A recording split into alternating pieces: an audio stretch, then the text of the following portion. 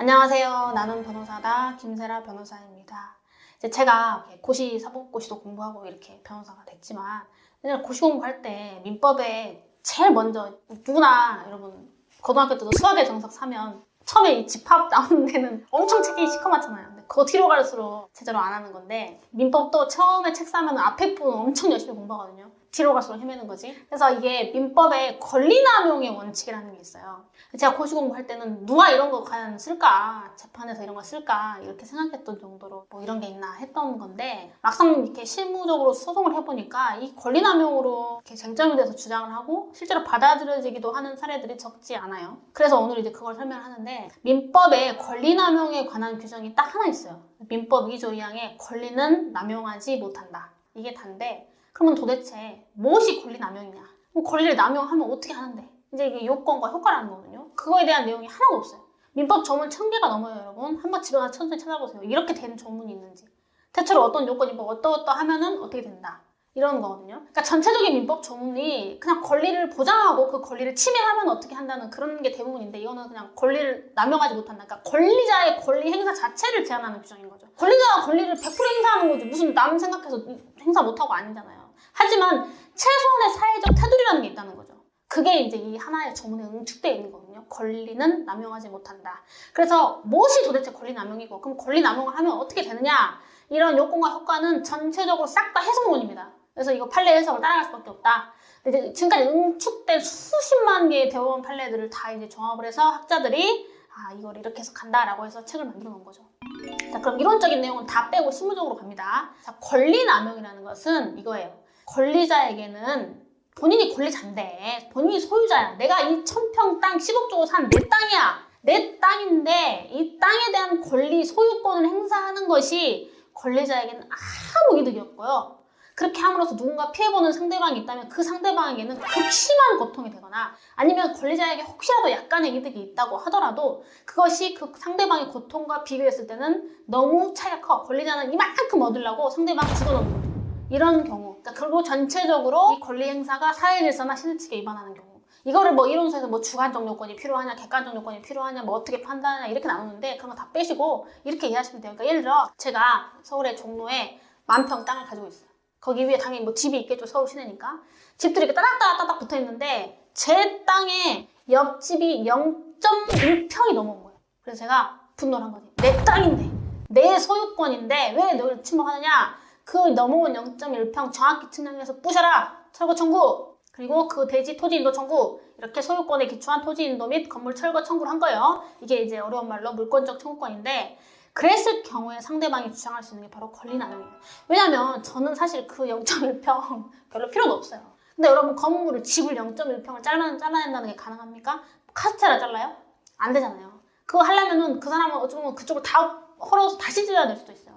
말이 안 되는 거죠 사실. 이런 경우, 그러니까 지금 제가 너무 극단화시켜서 설명했는데 그 정도로 권리자에게는 별다른 이득도 없으면서 상대방의 지나친 침해가 되는 경우 그게 전체적으로 사회질서의 위반이라고 볼 수 있는 경우 이런 경우가 권리남용이라는 거예요. 참고로 여러분 물권적 청구권, 뭐 소유권에 기초한 방해배제 청구나 이런 청구권에서 항상 수반하는 게 사용료 청구거든요. 지료 청구, 부당이득 반환 청구. 근데 제가 오늘 설명하는 권리남용은 소유권에 기초한 물권적 청구권에 적용되기 쉽다는 거지 사용료 청구 같은 데서 권리남용 이야기하고 있으면 거의 잘 안 받아들여집니다. 사용료 청구까지 기각이 되려면 소유권의 배타적 사용수익권의 포기라는 별도의 법리가 또 들어가야 돼요. 그거는 오늘 설명할 사안이 아니니까 빼고 설명하겠습니다. 자, 그래서 이제 대법원 판례 중에 이제 최근 거 한두 개 가져와 봤는데요. 한번 보겠습니다. 첫 번째 사례는 토지 인도, 토지 소유자의 토지 인도 청구가 권리남용에 해당한다고 본 사례예요. 이건 뭐냐면 어떤 사람이 원래부터 도로로 쓰고 있던 땅을 경락받았어. 경매로 취득했어요. 근데 이 사람이 경매로 취득하면서 자기가 경매로 하는 땅이 도로로 사용되고 있다는 걸 너무나 잘 알았어. 그것도 모르고 경매받진 않잖아요. 가보기도 했을 거고 자료도 봤을 거예요. 그렇게 알았고 이제 경락을 받은 다음에 이제 자기 땅인데 도로로 쓰고 있으니까 이 사람 입장에서는 소유권이 제대로 실현이 안 되잖아요. 그러니까 뭐 어떻게든 이렇게 하려고 했는데 그러면서 이제 그 도로로 쓰고 있는 사람과 보상금에 대한 협상도 이렇게 있었고 근데 이분이 너무 과한 그런 보상금 요구를 해서 상대방이 도저히 그렇게는 못하겠다.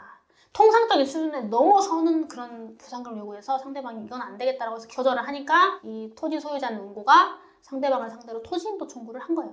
근데 이게 대법원에서는 이거는 권리남용이다.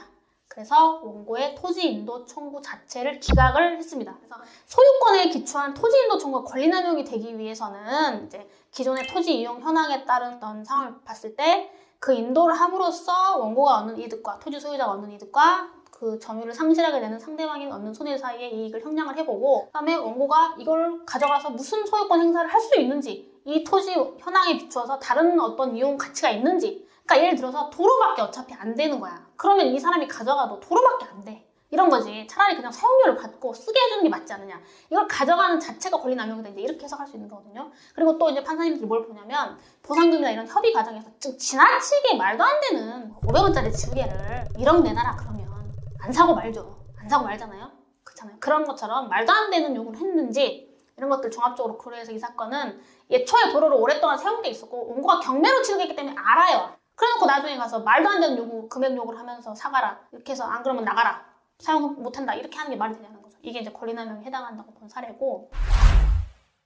그다음에 또 뭐가 있냐면 개인이 지방자치단체를 상대로 개인의 땅이 도로로, 공로로 사용이 되고 있는 건 맞는데 그러니까 개인 입장에서는 기분 나쁜 거예요. 내 땅인데 도로로 쓰냐. 그 도로에 대한 토지 인도라든가 철거라든가 통행 방해나 점유 이전이나 이런 걸 청구를 한 거예요. 근데 대법원에서 이것도 권리남용이다.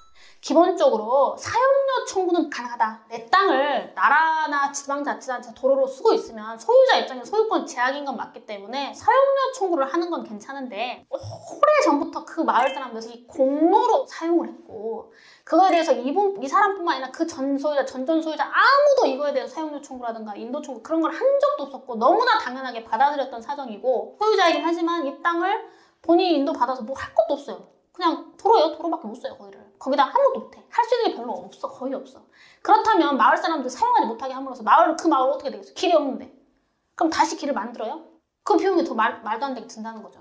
그렇게 되는 부분들이 있는 경우에는 개인이 지방자치단체를 상대로 해서 도로였을 경우에 철거 청구라든가 점유 이전이라든가 통행 금지 이런 청구의 경우는 권리남용으로 보는 것이 원칙이다라는 게 대법원 판례 입장이에요.